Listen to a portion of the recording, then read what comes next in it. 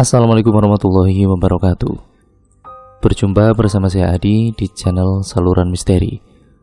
Pada video kali ini saya akan kembali lagi membacakan suatu kisah misteri. Kali ini berjudul tentang sebuah kisah tentang sebuah pocong. Daripada kita lama-lama, daripada kita penasaran bagaimana kisahnya, mari kita langsung saja menuju ke ceritanya. Perhatikan baik-baik ya teman-teman, karena ceritanya akan segera saya mulai.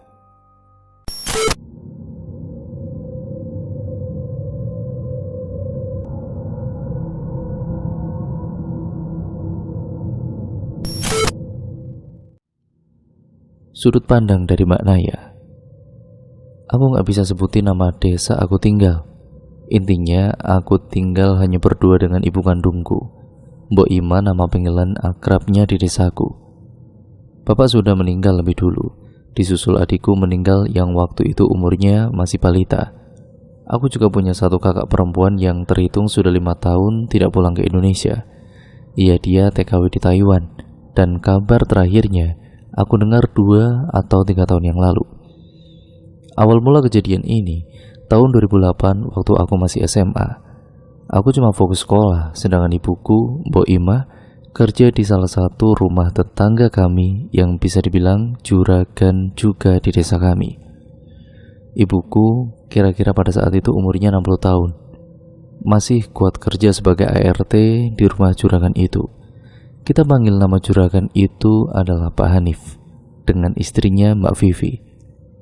Pekerjaan ibuku seperti biasanya ART pada umumnya, mengurus 3 anak Pak Hanif yang masih kecil-kecil, bersihkan rumah, cuci piring atau baju, ngurus tanaman, siapin makanan dan lain-lain.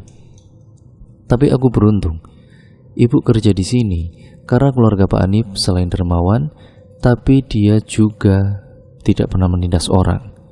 Apalagi istrinya yang selalu kelewatan baik sama ibuku. Seringkali pekerjaan ibuku sedikit ya karena sudah diselesaikan dengan Mbak Vivi. Sering sekali waktu itu ibuku baru datang pagi-pagi, ibuku malah disuguhi sarapan oleh Mbak Vivi. Malah setiap kali sore ibuku mau pamit pulang ke rumah, Mbak Vivi gak jarang menitipkan makanan matang untukku di rumah. Mereka memang sering masak masakan enak yang mewah juga, supaya Naya juga bisa coba di rumah. Selalu begitu salam Mbak Vivi untukku waktu menitipkan makanannya ke ibu. Ibuku sering cerita Mbak Vivi ini memang istri yang rajin, bahkan rajin yang mengalahkan ibuku yang sebagai ART-nya. Ibuku sering kali gak enakan, padahal Mbak Vivi sah-sah saja kalau bermalas-malasan atau bersikap ya seperti layaknya seorang ratu. Tapi Mbak Vivi anggap ibuku ini seolah ibunya juga. Pak Hanif ini sungguh sempurna di mataku, disegani dan juga dihormati karena beliau kaya raya. Lahan bisnis pertaniannya di mana-mana. Juga sudah bangun masjid megah di desa kami. Belum lagi beliau orang yang religius. Bukan cuma warga yang merasa segan, tapi ibuku bahkan Mbak Vivi sendiri pun segan dengan sikap pendiam dan berwibawanya Pak Hanif. Begitulah latar belakang keluarga dari keluarga ya tempat ibuku bekerja. Setelah 3 tahun bekerja di sana, aku dengar suatu hari keluarga Pak Hanif pergi ke Malang selama beberapa hari, tapi ibuku tetap bekerja di rumah Pak Hanif yang kosong tersebut. Jadi Pak Hanif menitipkan kuncinya ke ibuku. Jadi singkat ceritanya, setelah kepulangannya dari luar kota, ibuku yang lagi di rumah dipanggil Pak Hanif ke rumahnya. Pulang-pulang dengan wajah ibu yang lemas, ibu cerita kalau emas perhiasan Mbak Vivi ini raib. Mbak Vivi yakin perhiasan itu ia letakkan di kamarnya. Ibu semakin ketakutan karena baru pertama kalinya lihat Pak Hanif marah besar dan kesal sekali di hadapan ibu. Apalagi emas yang hilang itu adalah emas warisan dari keluarga mereka. Ibu menangis sejadi-jadinya di rumah, mengingat keluarga itu ya sangat-sangat baik, dan merasa dirinya gak sanggup menjalankan tanggung jawabnya menjaga rumah Pak Hanif dengan baik. Pak Hanif dan juga Mbak Vivi pun heran kenapa tanpa adanya tanda-tanda maling, emas Mbak Vivi ini bisa hilang. Mbak Vivi juga yakin kamarnya dikunci rapat, tanpa ada kerusakan di pintunya juga. Hanya tempat penyimpanannya saja yang terbuka, tidak kayak semula. Selang beberapa hari hilangnya emas perhiasan Mbak Vivi, secara tidak langsung Mbak Vivi dan juga Pak Hanif menunjuk ibu sebagai pelakunya. Ya gimana enggak, karena dipikir-pikir cuma ibu yang punya akses masuk ke rumah Pak Hanif. Antara rasa sedih melihat kondisi ibu yang sampai bersumpah demi Tuhan, dan rasa sakit hati juga dari tuduhan yang Pak Hanif lontarkan, sekarang berubah, sudah menyebar ke seluruh warga desa. Dari desas-desusnya sampai ke telingaku, ibu ini pencuri yang serakah. Lapar harta karena meraup semua perhiasan warisan dan tabungan milik keluarga Pak Hanif. Ibuku dipecat bekerja di rumah Pak Hanif. Istrinya pun bungkam karena ikut kecewa dengan perilaku ibu. Ibu yang sudah dianggapnya sebagai ibunya sendiri dan paling dipercaya di keluarga Pak Hanif, betul-betul tidak ada toleransi lagi di sana. Besoknya, setelah kabar dipecatnya ibu, kami putar otak lagi bagaimana bisa menyambung hidup. Apapun masalahnya, hidup bakal terus berjalan. Apapun masalahnya, perut harus tetap terisi. Tapi di hari itu, warga datang dengan emosinya menggeledah rumah kami. Betul saja tanda-tanda emas itu, bahkan emasnya pun tidak ditemukan. Rumah kami terlanjur berantakan. Tapi warga tetap emosi. Ya, tetap dengan emosinya tentunya menuduh ibu sebagai pencurinya. Banyak yang emosi dan benci sekali dengan kami akhirnya. Kami terus-terusan sabar menghadapi hari demi hari penuh tuduhan itu. Tentu saja sampai pada akhirnya ada dua warga menjemput ibu di rumah untuk ke rumah Pak Hanif. Di sana Pak Hanif sudah menunggu. Aku menemani setiap detik apapun yang ibuku lalui waktu itu. Di sana aku melihat keramaian dari penduduk desa kami, yang di dalamnya ada Pak Hanif dan juga beberapa pemangku desa. Dengan sopan mereka menyuruh kami untuk masuk dan juga duduk. Bahasanya yang tertata itu seolah menuduh tajam ke ibu masih soal pencurian emas itu. Di situ juga mereka membahas soal aku yang nantinya tahun depan setelah lulus SMA mau masuk ke perguruan tinggi. Karena ibuku cuma gaji dan tabungan yang pas-pasan. Ya, tanpa aku tahu juga ibu pernah meminta pinjam ke Mbak Vivi dalam jumlah yang banyak. Tapi semua kesepakatan itu di tangan Pak Hanif. Akhirnya Mbak Vivi dan juga Pak Hanif tidak bisa meminjamkan uang untuk pendidikanku, karena Pak Hanif tahu pasti ibuku tidak mampu mengganti hutangnya. Dan akhirnya sampai sekarang ibu belum dipinjami uang oleh Pak Hanif. Menurut pemangku desa di sana dan juga keluarga dari Pak Hanif, menyuruh ibuku mengaku saja kalau memang betul ibu siap dimaafkan dengan ikhlas, yang penting emas itu dikembalikan. Sambil menangis ibuku lagi-lagi bersumpah di hadapan banyak orang. Fitnah sudah menyebar kabar bahwa ibu lah pencurinya. Ditambah warga juga semuanya itu tahu cerita mengenai kelanjutan sekolahku. Ibu betul-betul sama sekali tidak tahu menau bahkan soal perhiasan itu. Awalnya aku bisa sabar, tapi lama-lama tangisanku ini juga pecah. Sakit hati dan juga rasa sedih yang udah tidak bisa aku bendung lagi. Aku betul-betul gak percaya ibu seberani itu mencuri di rumah orang yang kami kenal dengan baik. Karena dari pertemuan ini tidak menemukan titik tengah. Akhirnya Pak J sebagai penengah dari masalah ini mengusulkan untuk ibu bersumpah pocong, demi membuktikan kalau memang ibuku memang pelakunya. Kalau memang betul bukan pelakunya, lebih baik jangan langsung mengambil keputusan. Iya, dipikir-pikir lagi, karena resiko dari sumpah pocong betul-betul berbahaya, dan disarankan untuk berunding dengan keluarga Pak Hanif lagi. Di situ Mbok Ima menyetujui sarannya Pak J. Tapi di sini Mbok Ima langsung menyetujui sumpah pocong itu. Tentu saja, tapi Pak J yang tetap menyuruh Mbok Ima jangan terlalu cepat mengambil keputusan. Pikirkan selama sehari atau 2 hari dulu soal sumpah pocong ini. Aku sama sekali tidak mengerti soal apa itu sumpah pocong. Aku cuma baru dengar juga dari peristiwa ini. Ibu langsung mengiyakan tawaran dari Pak J tanpa dipikirkan terlebih dahulu keputusannya. Aku tanya ke ibu, apa itu sumpah pocong? Tapi kata ibu, cuma sumpah biasa sebenarnya, nggak ada risiko apapun. Setelah pulang dari rumah Pak Hanif, sorenya Mbak Vivi ke rumah hanya untuk meyakinkan ibu lagi. Bu, saya belum tahu secara pasti Bu siapa pelakunya. Saya nggak bisa menyebut pasti Mbok pelakunya.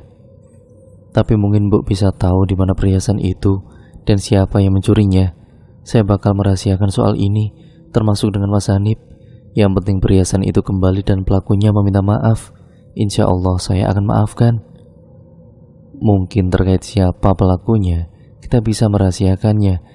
Dan saya bisa berbohong dengan Mas Hanif soal perhiasan itu cuma keselip di lemari, atau bagaimanapun itu bisa saya atur. Saya siap demi kebaikan semua. Jelas Ibu Vivi.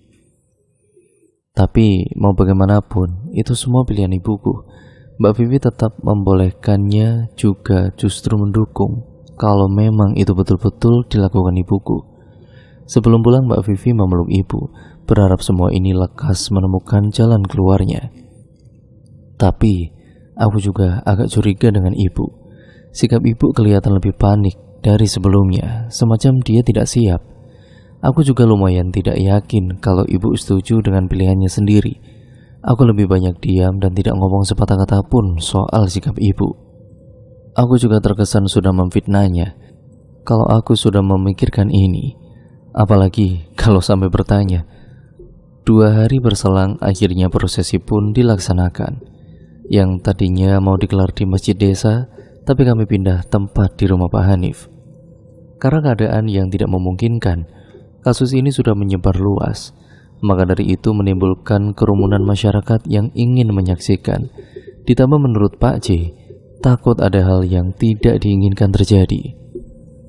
Karena prosesi ini tidak bisa langsung disaksikan terlalu banyak warga.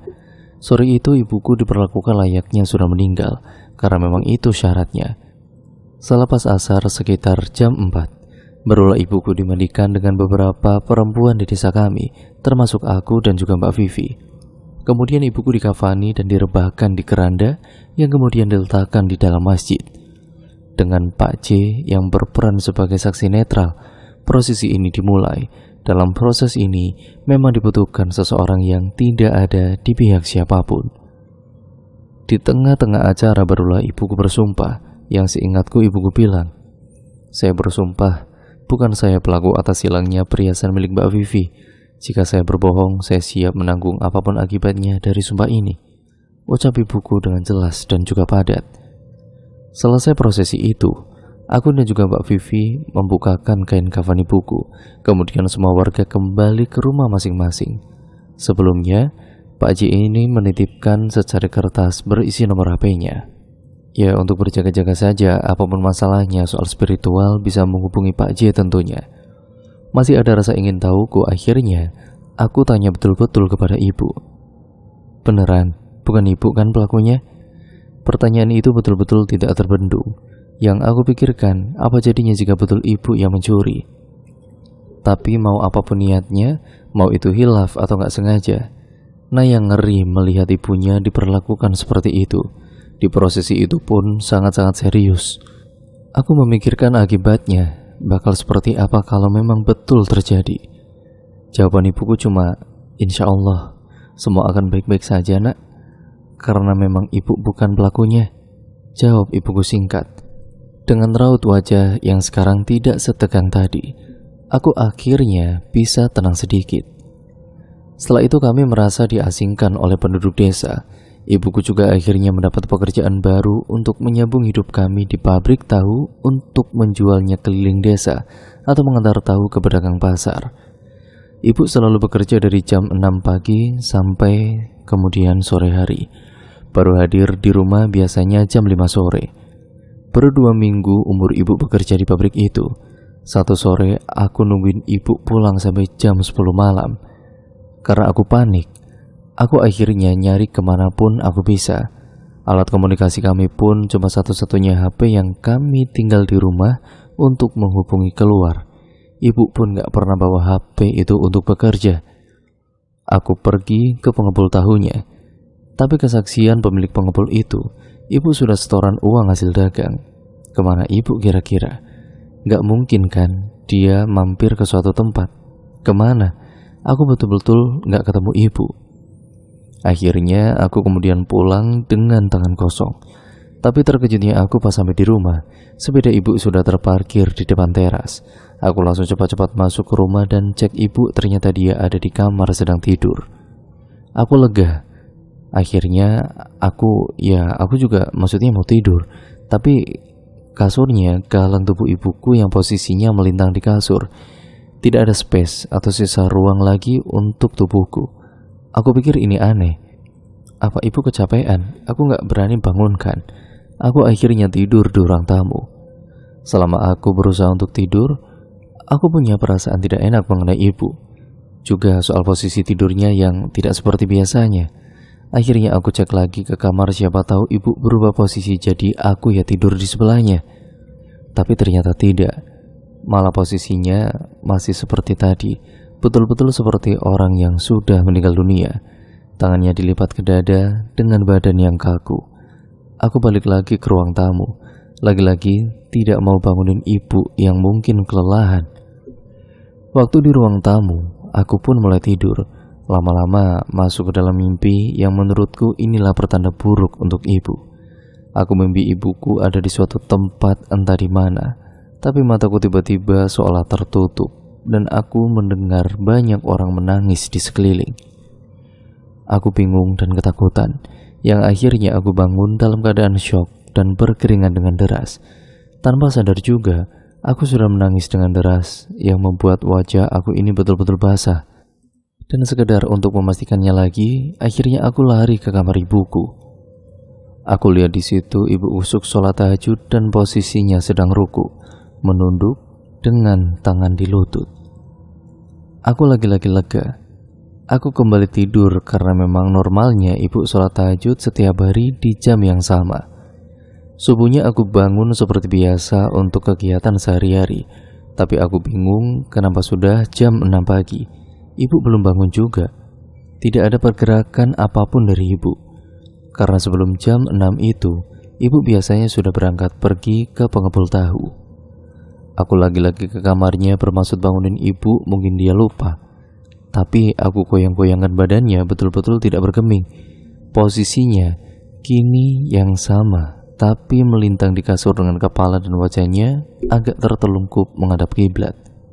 Aku merinding yang juga panik langsung menelepon Pak J. Untungnya Pak J cepat datang ke rumahku dengan istrinya.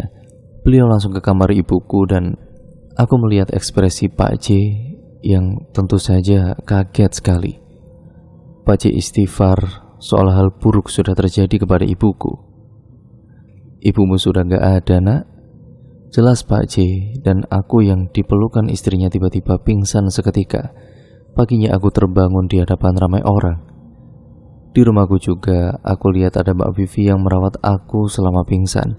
Setelah aku sadar, Pak J baru menjelaskan soal apa yang dilihatnya.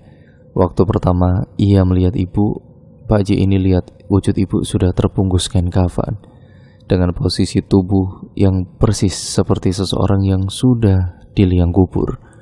Ditambah fisik dari ibu betul-betul sudah menyerupai pocong yang pucat dan tidurnya menghadap ke arah kiblat. Dari penglihatanku, ibu biasa saja seperti orang yang sedang tidur normal. Malam itu, ia juga diadakan acara tahlilan di rumah Pak Hanif. Karena pada saat itu aku masih SMA dan lugu tidak mengerti apapun. Jadi Mbak Vivi lah yang menyiapkan segalanya. Ibuku dimakamkan juga pada sore itu dan dibantu keluarga Pak Hanif dan juga Mbak Vivi. Mbak Vivi selalu berusaha menenangkanku di dekatnya. Aku lihat gelagat Mbak Vivi yang merasa betul-betul menyesal dan bersalah kepadaku.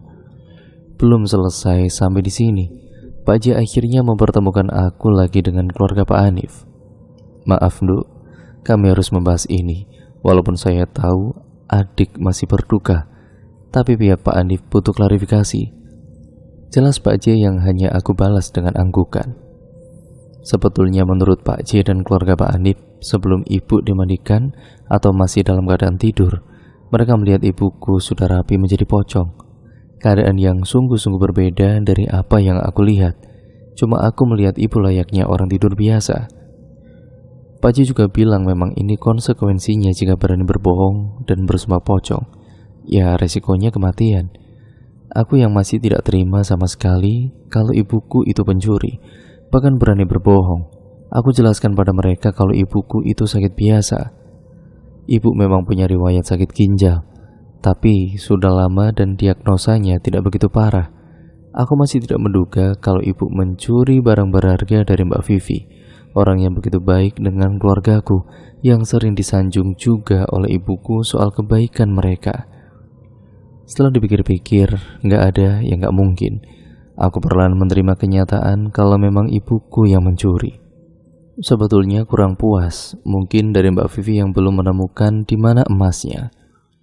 Tapi Mbak Vivi juga akhirnya memaafkan dan lebih menyesal lagi mengambil jalan nekat seperti itu.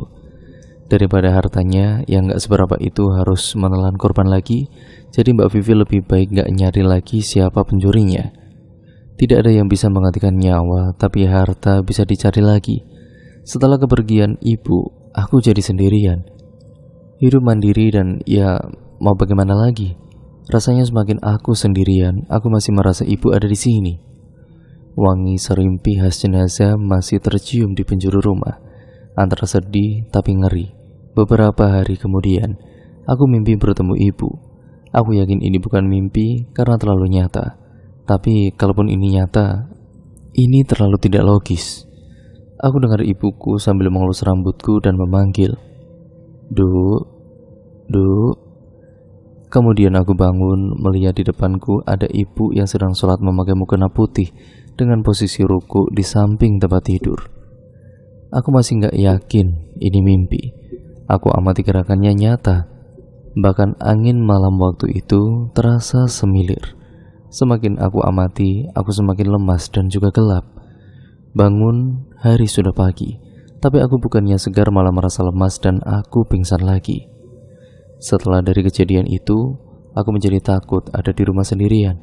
Jadinya aku cerita ke Mbak Vivi, Pak Hanif, dan bahkan Pak J kalau ibu masih ada di rumah. Mau dipantah seperti apapun, yang aku lihat itu ibu, dan itu adalah nyata. "Jangan perlihatkan lagi, Bu. Naya takut. Naya sendirian di rumah," ucapku setiap aku sendirian di rumah. Semenjak itu, tidak ada lagi gangguan dari ibuku. Tapi yang namanya itu adalah ibuku, aku gak pernah lupa gimana aku merasakan kehadirannya di sini. Apalagi aku menyaksikan detik kematiannya. Singkat ceritanya, aku memutuskan pindah ke Surabaya karena budeku menawarkan tinggal di sana. Ya, tinggal dengannya tentunya. Budeku atau saudara jauh dari almarhum bapakku namanya adalah Bu As. Aku pindah membawa seluruh barang yang bisa dibawa. Waktu aku angkut lemari yang ada di dapur, aku sekalian sapu juga karena debu menumpuk yang selama ini gak pernah tersentuh oleh tangan. Aku nemu satu kantong plastik kecil yang sengaja diikat rapi di bawah lemari itu diletakkan. Takutnya itu adalah punya ibu. Aku buka dan ternyata isinya perhiasan emas, satu kalung dan 2 emas yang ukurannya tidak terlalu besar. Punya siapa ini ya? Aku gak pernah lihat ibu pakai perhiasan ini. Untuk apa ibu simpan perhiasan ini? Jangan-jangan ini perhiasan Mbak Vivi. Akhirnya, karena aku mikir juga kan pada kala itu, perhiasan yang ternyata sedikit ini sudah mengambil nyawa ibuku. Bahkan aku ingat Pak Adi bilang, hilang semua. Ternyata cuma 3. Ya kalaupun cuma 3, kenapa bilang semuanya? Kalaupun memang semuanya, ini sedikit banget. Ah sudahlah, kalut perasaanku waktu itu. Pilihanku untuk tetap aku simpan saja entah sampai kapan. Setelah kurang lebih setahun kalau gak salah, aku pikir perbuatanku ini salah dan tidak tega juga kepada Mbak Vivi. Kalau memang cuma 1 biji, tapi itu barang berharga. Siapa yang tidak akan murka atau panik akan kehilangannya, iya kan?